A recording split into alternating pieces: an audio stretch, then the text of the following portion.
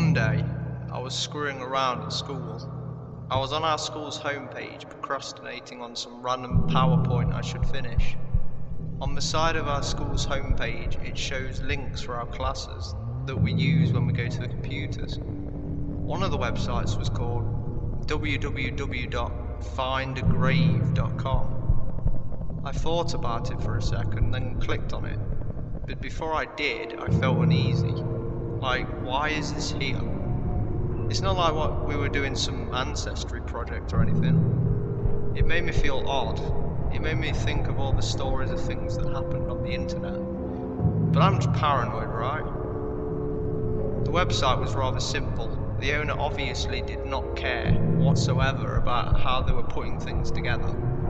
It was a mostly white page, laid out evenly with many links. To the average person, it seemed like a site you'd come across if you mistyped a URL. One of the many links laid out was search 87 million grave records. I felt a chill run down my spine. This was not right. I nudged my friend Olivia to look at this site with me. She laughed a bit and logged onto it as well. We started to type in names of dead people we know, which their biographies and photos actually showed up. Another odd thing is, someone has gone around and taken photos of their grave. Nearly every deceased family member I searched, a picture of their headstone came up. The period soon came to an end, and I went on with the rest of the school day, not thinking about it. That night I got home and told my mother about it. She just laughed and told me how weird I was. I still didn't feel quite right about it. Who in their right mind would go around and take photos of random people's graves? I asked my mother who the person who added the photo of my great-grandmother's tombstone was. Her name was listed, and she had no idea. In my best interest, I decided to prod around the website a bit more. I started typing in names of famous dead people such as Kurt Cobain. There was a feature on the site where you could leave virtual flowers on the grave, which was kind of thoughtful in my mind, but the entire concept of this is still unsettling. It was well into the night.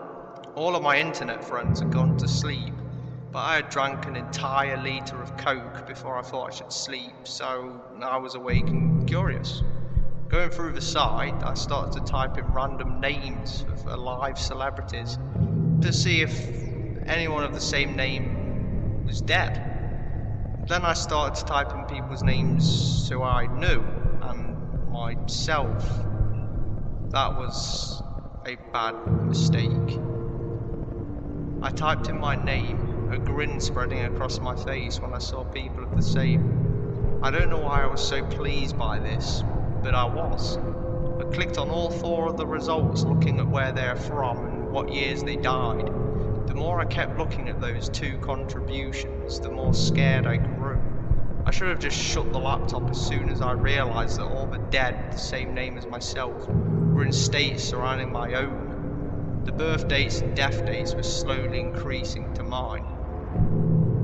Clicking the back button, it said, showing 4 of 5 results. Had I missed one? I could have sworn that I went through them already. I scrolled down further to see the newest entry. I clicked on it. It said my birth year and the date of the next day. The photo included was me with someone standing behind me at 11:59, just before midnight.